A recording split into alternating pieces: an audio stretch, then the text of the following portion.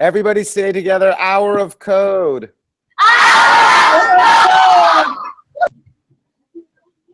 That's awesome. We're broadcasting this live on YouTube as well, so we're going to have a whole bunch of people, sort of other classrooms around the world, are going to be joining in and listening. But there's about 4 classrooms there that can get to see and talk with me live inside this sort of. There's already 15 other classrooms from around the world watching in on this as well. Actually, now there's already 20 classrooms. So I expect we'll get up to about 50 or 100 other classrooms besides you all watching. My name is Hadi. I'm the guy who created the Hour of Code. This is something that started as an idea just 3.5 years ago. I started code.org because of the idea that every student in every school should have the opportunity to learn computer science. This is a field that is changing everything around us. Whether you play with apps or games on a phone, or whether you play games on a tablet or a computer, you start using technology. But technology and computers have become much more than apps or phones. They're changing things like transportation and cars, communication, entertainment, banking, shopping. Everything in the world around us is being changed by computers and technology. But our schools don't teach how computers work. They don't teach computer science or coding. So the reason we started code.org and the Hour of Code is to help students in schools get access to this field. All of you watching right now, and there's now about 40 classrooms now here watching, all of you are learning to code in your school, but your parents never got a chance to do that. Your teachers never had a chance to do that. This is the first generation of not only Americans, but across the world. It's the first generation of students that are getting to learn coding and computer science in school. And the way this started was just with this very simple idea. 3.5 years ago, I had this idea of, what if, since schools don't teach us, what if every student in every classroom in every country in the world could just do 1 hour of computer science and coding? If we started with 1 hour, I bet the students will love it. I bet the teachers will love it, and then it can spread. 3.5 years later, that idea has exploded. The Hour of Code has now reached 300 million hours have been done. 1 out of every 10 students in the entire world has done the Hour of Code. Just right now, we have about 40 classrooms watching this, but right at this moment, over 10,000 classrooms right now are doing the Hour of Code in every single country, from Florida to Alaska in this country, but also worldwide, from the southern tip of Chile to the northernmost tip of Siberia. In Africa, they're doing it. In Australia, they're doing it. In refugee camps in the Middle East, students globally are doing the Hour of Code. It's such an amazing thing to have started something that has grown big enough that it's being done globally. And it's not just about 1 hour. Computer science starts with 1 hour. Everything starts with the first hour, but the real point of it is after 1 hour, you kind of get hooked. You realize this is really fun, and then you want to do a lot more than 1 hour. And the real goal of the Hour of Code is to teach computer science in America's schools. This campaign is just 3 years old, and it's amazing how big it is. The fact that it's gotten so big is really more than anything else thanks to the teachers worldwide, but especially in the United States, that have decided to take and embrace this idea of the Hour of Code. So I just really wanted to give a thank you to all of the teachers out there. If you're watching, can you first say thank you and give a round of applause to your teachers? So say thank you.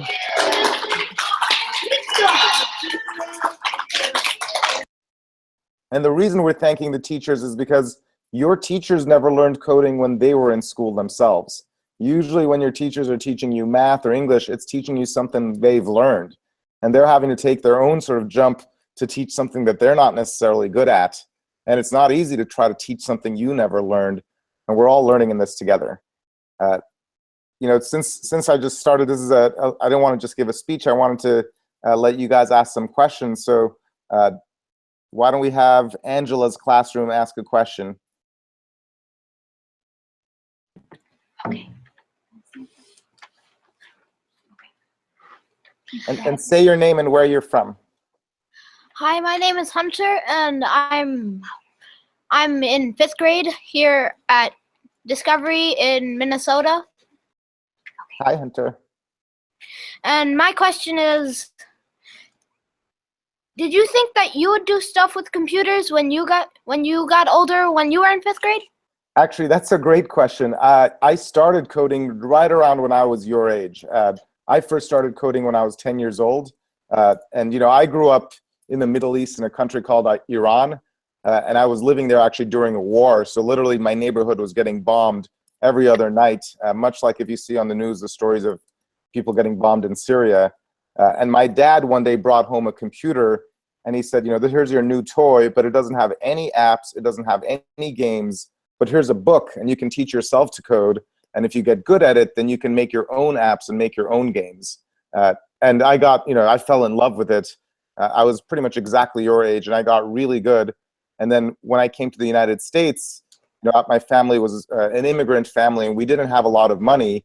But when I was about 13 years old, when my friends in school started, you know, getting jobs at restaurants or gas stations, I started getting internships at tech companies to help pay my way through school and university. I've always loved coding because it's fun, because you get to create things, you get to make whatever you want, and you're at just the right age to get started learning it. We have one more question. Okay. Hi, my name is Siti. I'm here at Discovery in 5th grade. I live in Minnesota. My question is, how did you feel when you created Code.org? Creating Code.org has been the best feeling in the entire world. You know, everybody likes to create things. Everybody likes to do things that have impact, that change the world a little bit. You know, even if you make something with silly putty out of clay, or if you draw a picture and it's beautiful, you feel proud of yourself. You feel great that you made something that didn't exist until you made it. I have this amazing fortune that I've made something that has touched 100 million people in every single planet on Earth. It's unbelievable. There's nothing that can possibly beat that. I feel like the luckiest person in the world. I have the coolest job in the world. And really, it's thanks to the teachers and to the schools that have decided that this idea is good enough that they welcome me into your classrooms, and the services and products and ideas we bring get to change the schools of the entire world. It's the coolest feeling ever. And I also want to say that if any of you decide you have an idea that you want to change the world, by far the best way you can change the world is with coding and computer science. Obviously, you can do lots of things in your life, but if you want to do something that has the most impact, that reaches the most people, the best way you can do that is with coding and computer science. Because if you write a great app or a great website or a great service, you can reach 100 million people with that, and there's almost nothing else that can do that. All right, let's switch to Letitia's classroom.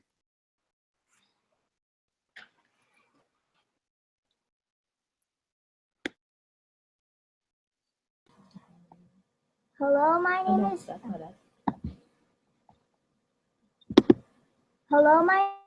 Danielle, and I live in California. When you were saying that you got your computer from your dad, when you got your computer from your dad, and your dad was saying to make your own apps and games, what was your first app or game that you made? That's a great question.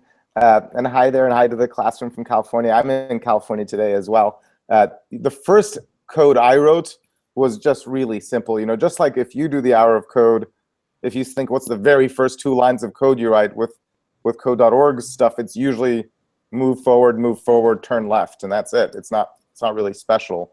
So the very first app that I made was in a programming language called BASIC, and all it did is it said hello.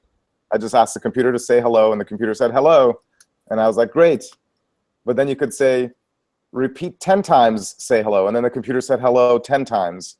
And then like any kid, I was 10 years old, I said, repeat 10,000 times, say hello, and then the computer said hello 10,000 times in a row. And that's really the power of seeing how computers work, that you can tell it to do something 10,000 times or 100,000 times and it doesn't get tired. The first real app I made that I can remember is I made an app that could play music, because I love to play the piano. And I was reasonably good at playing piano, but I wrote an app where I could take the music of the piano pieces that I wanted to play, and I would type the notes into the computer, and then the computer would play the piano that I wanted to play back for me. Cool. Thank you. Thank you for your question. Letitia, does your classroom have any other questions? Hi, this is Michelle. I'm from Chicago. How are you? Hi there. So we're in kindergarten class, so I wanted everybody to just kind of say hello. We had a couple who were actually a little bit frightened to ask a question. They're too frightened to ask a question. Hi. So we're kindergarten class at our Augusta Soda Catholic Academy in Chicago. We had an earlier class that did have a few questions for you, but this is the wrong time for the older class. But one of the kids wanted to ask, why did you make this so much fun? What made you put in the fun pieces into code.org? All right, I'm going to be trying to mute you if I can. All right, I muted you guys because nobody else will be able to hear my answer. So your question is, why did I make this so much fun? Why did I put the fun pieces into code.org? I would say the people standing right behind you, those little kids, are the reason I made it so much fun. Because, you know, learning itself is fun, but just getting started, you need a little bit of a push. You know, you don't start reading English by learning Shakespeare. If you wanted to start learning English by reading Shakespeare, it's really not that fun. You start by reading fun stories and little easy stories, and then you get into harder stories, and then, you know, the biggest books you read at the end of high school are long and hard, and you actually enjoy them, but it takes some time to learn enough that you can enjoy those books. Similarly with coding, if you wanted to jump into writing C++ or JavaScript, the very first thing you'd say is, oh my God, this is too hard, I can't do it, it's not fun. But if you start by coding with Minecraft or Anna and Elsa or Moana or Star Wars, the first experience you have is, this is awesome and I want to do more of it. And then over time you can do the harder stuff. Quick show of hands, how many people there have done either the Frozen, Star Wars, Minecraft, or Moana tutorials for the Hour of Code? A lot of you have done those. All right, let's go back to Letitia's classroom because there's a student there waiting to ask a question. Hi, my name is Zach, and I'm from California, Highland Oaks. And were you introduced to any technology before the computer? Like you were interested before?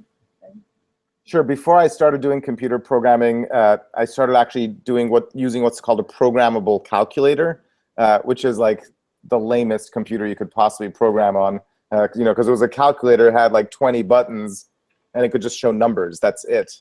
But I started making really simple programs that could count from 1 to 10. So just the calculator would say 1, 2, 3, 4, 5, 6, 7, 8, 9, 10. And that was like my program. But you know, this was in the 1980s, so the technology that you could have growing up in Iran was pretty limited. You guys are all so lucky, guys and girls are so lucky to have so much technology at your disposal. The fact that there's smartphones and tablets and computers, and every one of you growing up is going to have one or more of those things. You are so lucky, but that also means you'll have the experience, every one of you, to learn how to create, not just use the technology. And that's really what this is about. All right, let's switch to Michael's classroom. Hi there. I'm Ava. I'm in 3rd grade, and my question is, what was your favorite thing about coding? My favorite thing about what? Coding. You know, my favorite thing about coding is the creativity, and you know, the fact that you can think of your own ideas and then bring them to life and make it the way you want it to be. And in fact, you know, if you do the Hour of Code, some of those activities are creative, some of them are less creative. So for example, you know, the Moana tutorial, if you use that, you're solving puzzles trying to get Moana to the fish or to get her past the you know, the little bad guys. But every single time you're solving the puzzle, you're doing what Moana is supposed to do. But if you use the Frozen tutorial or the Minecraft tutorial or the Star Wars tutorial or the Flappy Bird tutorial, you can make your own rules. You can completely change it.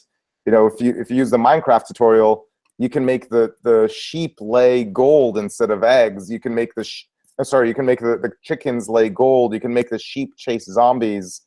Your ability to make the world what you want it to be is what I like the most, because most of the time when you're living in the world, you have to follow the rules. Whereas when you're coding, you can make your own rules. And there's almost nothing else where you get to make your own rules. I think it's kind of fun to make your own rules. And thank you so much. Let's switch to, I'm not sure who this next classroom is, Mrs. somebody. Mrs. E. Moan, I think. Mrs. Monroe. Oh, Hi. hi. We had our questions written out, and you've kind of answered some of them, but we'll see if you have a different answer. Go ahead, Julia. Hi, my name is Joanna, and we're from New Jersey. Why do you think it is important for kids to learn how to code? That's a really great question. And it's so cool to see students from Minnesota to New Jersey to California all doing the Hour of Code. And I also want to say kids are doing this in every single country, so it's not just in this country. And that's what's so incredible about this.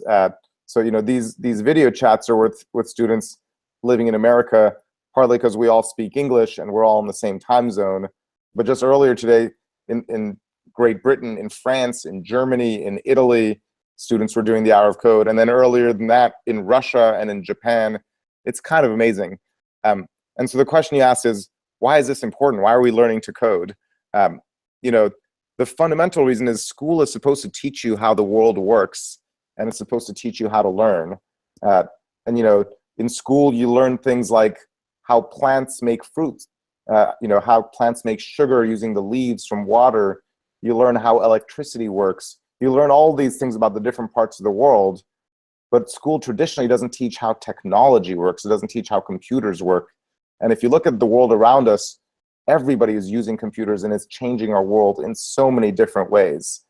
It's not just changing the world like the games you play. You know, the way technology is changing the world, the future of medicine is going to be about technology.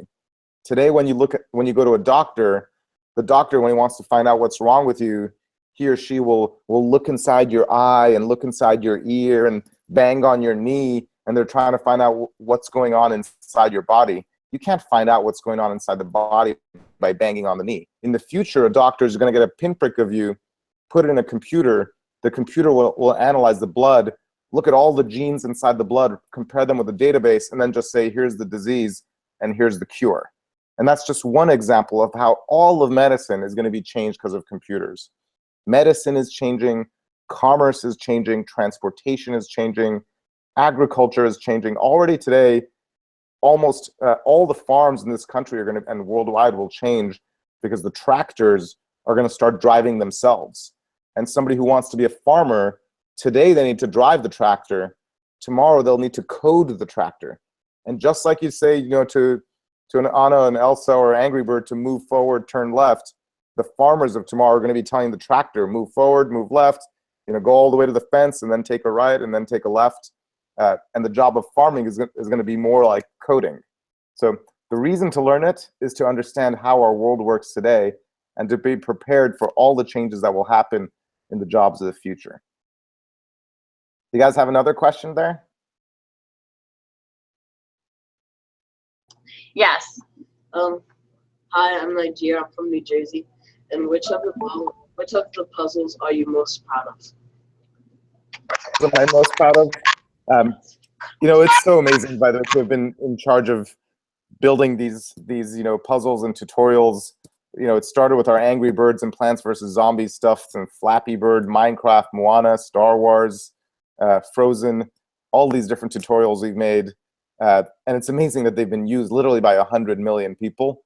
I mean, just to put that in perspective, 100 million people have used our puzzles. That's more than all of the students in the United States, plus all of the students in Italy, France, Germany, Paris, most of Europe. Add up all of those students, that's about 70 million people. We've had 100 million people use these puzzles.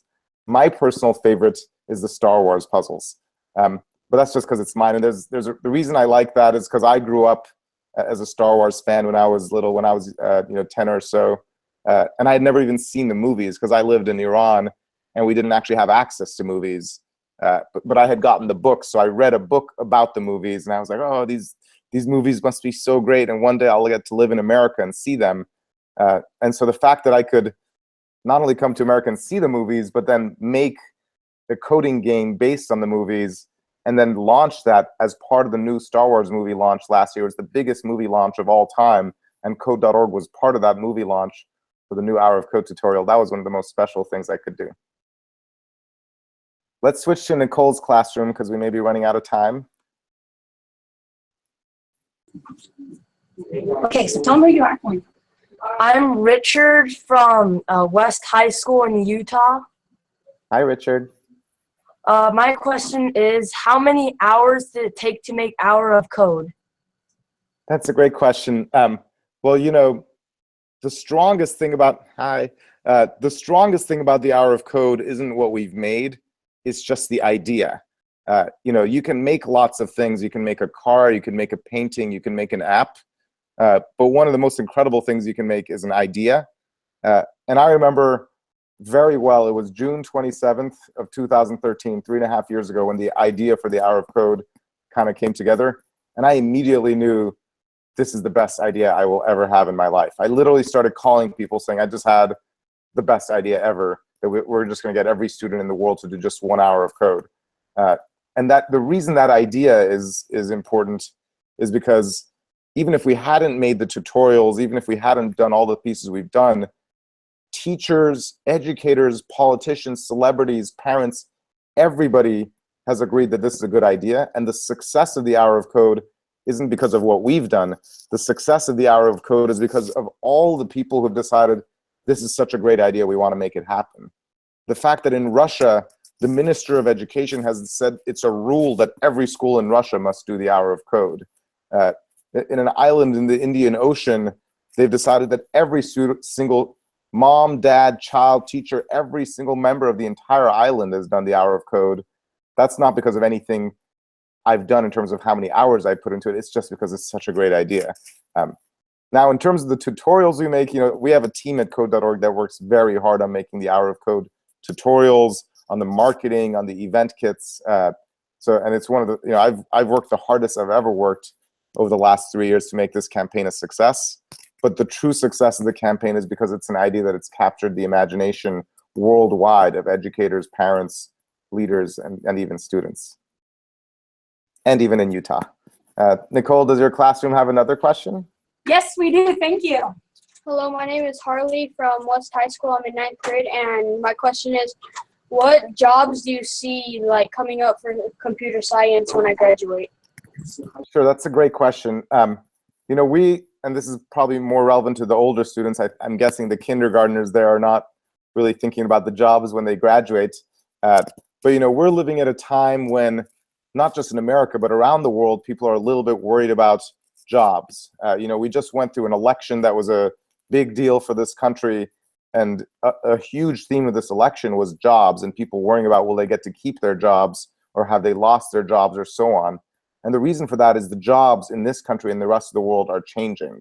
The one good thing to know is almost every other field is a little worried about the jobs. The computer science field has the most jobs and the highest paying jobs in the country. And it's not just jobs as coders. Bye there.